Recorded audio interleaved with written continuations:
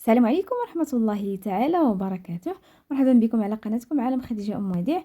نتمنى تكونوا بألف خير وبصحة جيدة. فيديو اليوم إن شاء الله كيف كتشوفوا معايا غادي نحضر معكم لي طرونش اللي اقتصاديين وساهلين، وغادي نحضرهم يعني غير ببديل الجينواز، ما غاديش نحضرهم بالجينواز، وفقط يعني غنحتاجوا بيضة واحدة. هما اقتصاديين جدا وغادي نحضرهم بواحد لاموس نتاع البرتقال اللي كتجي اكثر من رائعة.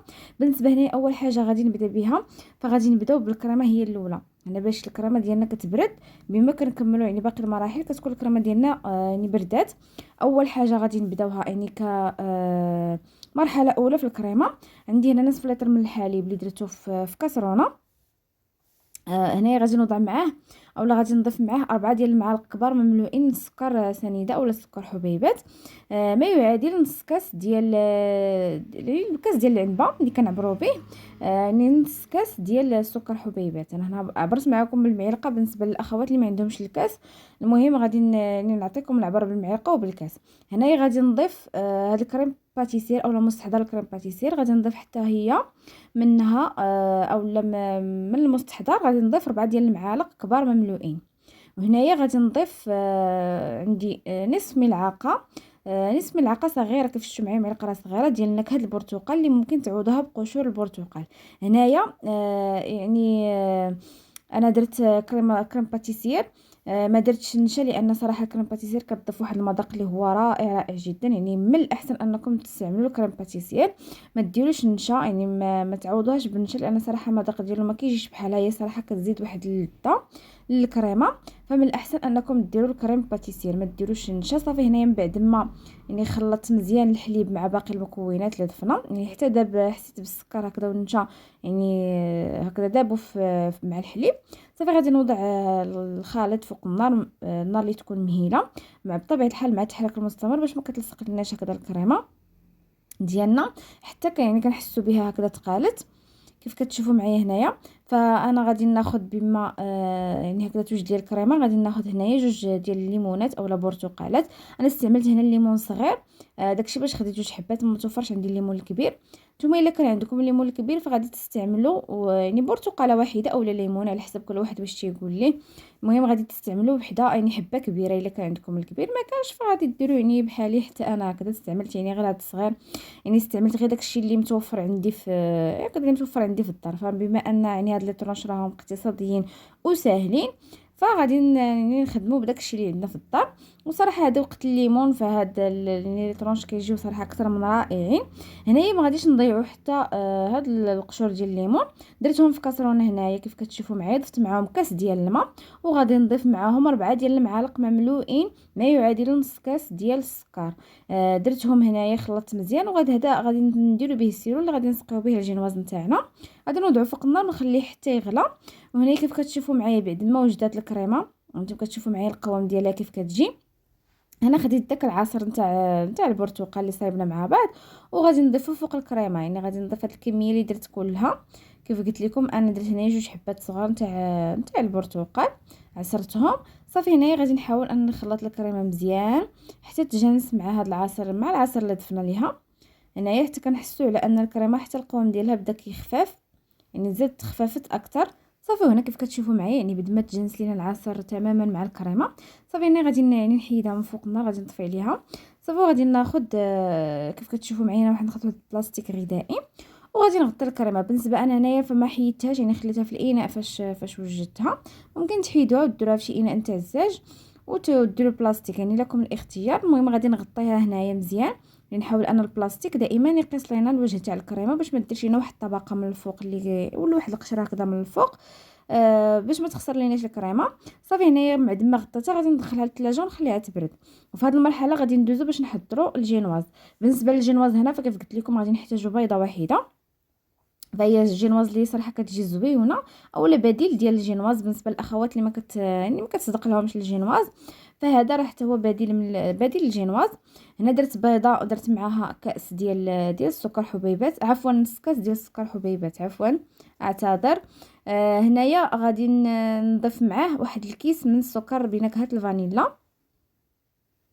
بما ان يعني قلنا نديرو مزيج ما بين الفانيلا والبرتقال. غادي نحاول هنا بالخلاط الكهربائي، غادي نضرب مزيان ديك البيضه حتى كيتضاعف الحجم ديالها، وكيولي الخليط عندنا كذا مايل للبيوضه، يعني بدا كيبيض. ضروري من هذه المرحله البنات، يعني ضروري انكم تضربوا مزيان البيضه حتى كيتضاعف الحجم ديالها.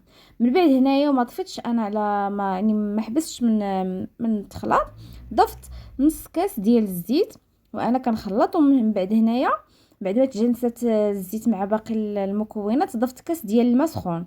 يعني ما تخافوش من اننا البيض طلعناه مزيان ما غادي يطيب ما حتى شي حاجه، واخا تضيفوا ليه الماء سخون.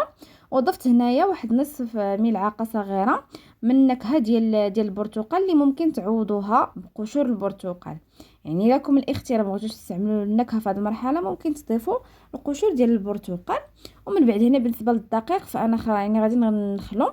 خديت الكاس الاول من الدقيق وغادي ندير معاه كيس من الخميره ديال الحلويات كما هو موضح لكم في الصوره، وغادي نغربل مزيان اولا غادي نخل داك الدقيق مع الخميره باش ما كيبقاوش لينا هكذا تكتلات في الخليط. صافي مزيان وغادي نخلط يعني هكذا واحد شويه. ومن بعد غادي نزيد نضيف هنايا نص كاس ديال الدقيق، يعني في المجموع غادي نحتاج كاس ونصف ديال الدقيق. حتى هو غادي نخلو كيف كتشوفوا معايا هنايا. انا حاولت انني نتبع معكم المراحل كامله، ما نقطعش لكم المراحل هكذا باش كلشي يكون واضح لكم. صافي غادي نخلط مزيان غير هكذا، يعني بعد ما حيدت الخلاط الكهربائي استعملت غير خلاط يدوي. صافي غادي نخلط مزيان الخليط نتاعي حتى كنحس به يعني تجانس مع بعض كيف كتشوفوا معايا. صافي غنحسوا بان كيخلينا هكذا يعني علامه في بعد ما كنهزوا الخلاط هكذا اولا الخليط كيخلي علامه. صافي في هذا الخليط ديالنا راه واجد. من بعد هنا خديت صفيحه اللي ما غاديش نحتاجوا فيها لا ورق ديال لا بابي كويسون ولا شي حاجه، فقط غير دهنوها بشويه ديال الزبده ورشيتها بشويه ديال الدقيق. صافي وغادي نصب فيها الخليط كيف كتشوفوا معايا. وبالنسبه للصفيحه فصفيحه راه كبيره كيف كتبان لكم، يعني راه بحجم عائلي اللي تقريبا اللي كتخرج لنا ازيد من 20 حبه اولا من 20 قطعه اولا ديال لي طرونش. هنايا كيف كتشوفوا معايا بالنسبه للخليط فانا غادي نحاول نوزعو كامل على الصفيحه. واخا كيبان لكم يعني هكذا الخليط انه قليل فما تخافوش صراحه راه كتجي زوينه. وحنا دايرين فيها الخميره بطبيعه الحال راه غادي تزيد يعني تضاعف الحجم ديال الجينواز.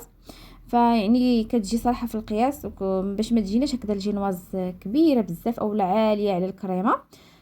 فما تخافوش يعني هذا القياس راه انتم غتشوفوا معايا راه كيجي هو هذاك في القياس. صافي بعد ما وزعتها تماما كيف كتشوفوا معايا على الصفيحه باش كيجيو هكذا يعني كتجي الجينواز ديالنا مقاده ما كتجيش جهه طالعه وجهه هابطه.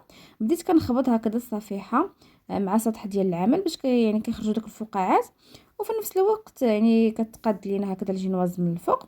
وصافي في هذه المرحله انا راه شعلت الفران يعني سخن. غندخل الجينواز اولا بديل الجينواز الفرن اللي يكون ساخن. غادي نخليها حتى كطيب يعني كتبان لينا هكذا من الجناب شويه بدات كتحمر، وغنشعل عليها من الفوق يعني تاخذ غير هكذا تحميره خفيفه من الفوق وغادي نطفي عليها. صافي هنا كيف كتشوفوا معايا بعد ما يعني وجدت الجينواز راه ما كتاخذش الوقت بزاف حتى هي في الفرن، راه دغيا تقريبا 10 دقائق كتكون واجده. خديت هنا السيرو اللي بطبيعه الحال السيرو بارد وهي سخونه، اولا العكس اولا يعني ديروا السيرو سخون وتخليو الجينواز بارده. صافي بديت كنسقيها بداك بالسيرو كامله، يعني غادي نحاول اني نسقيها مزيان بداك السيرو اللي حضرت غادي نسقيها به كامل كيف كتشوفوا معايا هنايا. صافي وغادي نخليها. انا استعملت هنايا فرشه اولا شيته اللي كتكون عندنا. صافي ونخليها على جنب حتى تبرد بما نوجدوا الكريمه. بالنسبه للكريمه هنايا اولا الجزء الثاني اولا المرحله الثانيه من الكريمه فانا استعملت كاس ديال الحليب اللي كنت دايراه في المجمد، يعني تيقرب يجمد من الاحسن باش يعني كتكون الكريمه ديالكم دغيا كطلع لكم ما كتاخذلكمش الوقت بزاف. هنايا استعملت هنا هاد لاموس اولا مستحضر ديال اللاموس اللي صراحه تيجي اكثر من رائع. بالنسبه لهاد لاموس حتى هي كنت دايرها في المجمد، يعني درتها مع الحليب باش حتى هي كتبرد. وكيف قلت لكم يعني باش كطلع لنا الكريمه كنسهلوا علينا يعني نساعدوا الكريمه انها تطلع دغيا. انا بالنسبه لهاد لاموس فمن الاحسن انكم ما تستعملوش المستحضر ديال الشونتيي اللي كنستعملو داك العادي، فمن الاحسن انكم تستعملوا هذه. صدقوني صراحه فيها يعني مذاق ديال الفاني مع البرتقال راه جا طوب يعني انا كنشكرها لكم باش تجربوها، وانا اكيده انها غادي تعجبكم. ويعني كيف كتشوفوا معايا راه سهله وصراحه كيجي واحد المذاق اللي خطير صدقوني البنات الا جربتوها ما غاديش تندموا عليها. مذاق اللي صراحه خيالي. هنا كيف شفتوا معايا غادي نضرب مزيان اولا غادي نطلع داك المستحضر اولا ديك لاموس مع الحليب مزيان حتى كتعقد. يعني في هذه المرحله ضروري انكم تخدموها مزيان، ما تخليوهاش هكذا يعني طربها غير شويه وتحبسوا. خصكم تضربوها مزيان حتى كتطلع لكم مزيان وكتحسوا بانها يعني بلاموس ديالكم تقالت مزيان. كيف كتشوفوا معايا مجرد ما تبان لكم هكذا يعني كتلصق لينا في هكذا في سميتو ديال الخلاط وما كتهبطش، فراه نعرفوها انها واجده كيف كتشوفوا معايا هنايا. ومن بعد انا خديت هنا الكريمه اللي خليناها بطبيعه الحال حتى بردات. هذا علاش قلت لكم في الاول انكم تسبقوها باش بما كتوجدوا المراحل الاخرين كتكون هي بردات لكم تماما. هنايا بطبيعه الحال انا كنت دايرها في الثلاجه، فراه يعني راه يعني متماسكه كيف كتبان لكم مزيان حتى هي راه بارده. صافي غادي نبدا نخلط اولا نضربها حتى هي بالخلاط حتى كتجانس مع الكريمه اللي درنا ديال لاموس اولا لاموس. المهم غادي نبدا نضرب فيهم مزيان حتى كيتجانسوا مع بعض. هنا صراحه المذاق ديالهم صراحه ديال الليمون مع اولا البرتقال مع لاموس كيجي صراحه لذيذ، وفي نفس الوقت يعني كتضاعف لينا الكريمه ولا كتولي عندنا واحد الكميه كثيره من الكريمه. يعني الا درناهم بجوج كيزيدوا يعطيونا واحد الكميه كثيره بما اننا دايرين يعني هكذا لي طرونش هكذا كتار. كتكون الكريمه كافيه انا صراحه بالنسبه للصفيحه اللي شفتوا معايا هنايا. صافي غادي ناخذ الكريمه وغادي نوضعها مباشره فوق الكيك بطبيعه الحال اللي غادي يكون برد اولا الجينواز اللي غتكون بردات. صافي وغادي نحاول نوزعها. بالنسبه هنايا للكريمه فانا خليت واحد شويه للتزيين يعني ما درتهاش كلها كيف شفتوا معايا. صافي غادي نحاول نوزعها كيف كيبان لكم، يعني نحاول نوزعها فوق السطح ديال الجينواز وان كنوزعها هكا تكون متساويه باش ما تجيناش جهه هابطه وجهه طالعه. وفي نفس الوقت انا كنقاد فيها يعني باش نعطيها هكذا وجه يكون مقاد اولا سطح متساوي باش فاش نديرو الكلاصاج من الفوق ما تجيناش جهه هابطه وجهه يعني هكذا طالعه، يجي السطح ديالو مقاد. يعني خديت هاد الاداه استعنت بهاد الاداه اولا يعني سباتولي على حسب نتوما اللي لقيتو فيه راحتكم. صافي غادي نحاول نقاد مزيان السطح. هنا في هذه المرحله بعد ما نقاد السطح ديالها ضروري انكم تدخلوها للمجمد. يعني غادي ندخلها للمجمد نخليها حتى ضروري ان الكريمه تبرد تماما يعني ولا تجمد هكذا من الفوق باش فاش كندير فوقها الكلاصاج كيشد دغيا فوقها. انا غادي ندخلها للمجمد وغادي نخليها حتى تبرد تماما يعني تقريبا واحد شويه بما نوجدوا الكلاصاج ويبرد.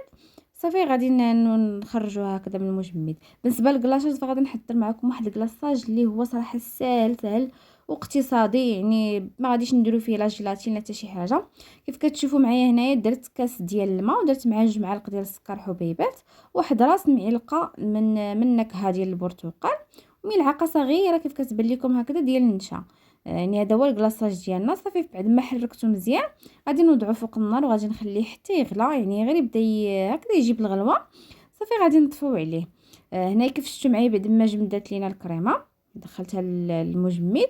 وهنايا عندنا الكلاصاج بطبيعه الحال. هذا الكلاصاج فما تستعملوش هو سخون هكذا فوق الكريمه باش ما كيخسرش لكم باش ما كدوبش الكريمه وكيجيكم مخلط مع الكريمه من الفوق. صافي من بعد ما خويتو انا بديت كنسرحو كيف كتشوفوا معايا هو راه كيتسرح بسهوله فقط غير هكذا يعني تبقاو تدوروا في المول ديالكم هو راه كيتوزع بسهوله. انا بديت كنقطع في لي طرونش. بالنسبه هنايا القطع ديال لي طرونش بحسب يعني الرغبه ديالكم كيف بغيتوهم نتوما. استعنت انا بهذاك دوك الكريطات الصغار اللي كنديروا فيهم لي طرونش وبهم خديت القياس اولا المهم تستعنوا باي حاجه عندكم نتوما على حساب القياس اللي بغيتو غير باش يجيوكم القطع هكذا قد. من بعد خديت الكريمه اللي بقات ليا ودرتها هكذا كتزين من الفوق. وخديت هنايا قطع ديال البرتقال بما اننا دايرين لاموس ديال البرتقال يعني ما نبقاو في الذوق ديالنا. درت قطع ديال البرتقال هنا وخديت هنايا قشور ديال البرتقال حتى هما اللي حكيتو حكاكه رقيقه. صافي حتى هما كتزيين بسيط. وهنا عندي هذا الشوكولا اللي كتكون هكذا ملونه باللون الاصفر حتى هي زينت بها. والتزيين كيبقى لكم اختياري بحسب الرغبه ديالكم فقط. هذه غير افكار كنشاركوها معكم ولكم يعني الاختيار في التزيين. فكيف كتشوفوا معايا هنايا فلي طرونج ديالنا صراحه كيجيو رائعين كيف هو مبين لكم في الصوره. صدقوني الا جربتهم انا اكيد انهم غادي ينالوا الاعجاب ديالكم وما غاديش تندموا عليهم بالعكس غتوليو مدمنين عليهم. كيف شفتوا معايا انا ما كيلصقوش نهائيا، يعني في الصفيحه كنحيدوهم بسهوله، ما كيلصقوا ما والو صراحه، يعني واخا ما درناش ليهم لا بابي كويسون حتى شي حاجه. صافي انا قدمتهم على هاد الشكل كيف كتشوفوا معايا هنايا. فانا يعني وريتكم كيف تجي الجينواز من الداخل، صراحه كتجي زوينه صدقوني، الا جربتوها ما غتندموش عليها. والفيديو ديال اليوم وصل للنهايه ديالو، ما سخيتش بكم، نتمنى ان الوصفه ديال اليوم تكون نالت الاعجاب ديالكم وتجربوها. والان ما بقى لي الا نودعكم، الامل اللقاء بكم في فيديو جديد. دمتم في رعايه الله وحفظه، والسلام عليكم ورحمه الله تعالى وبركاته.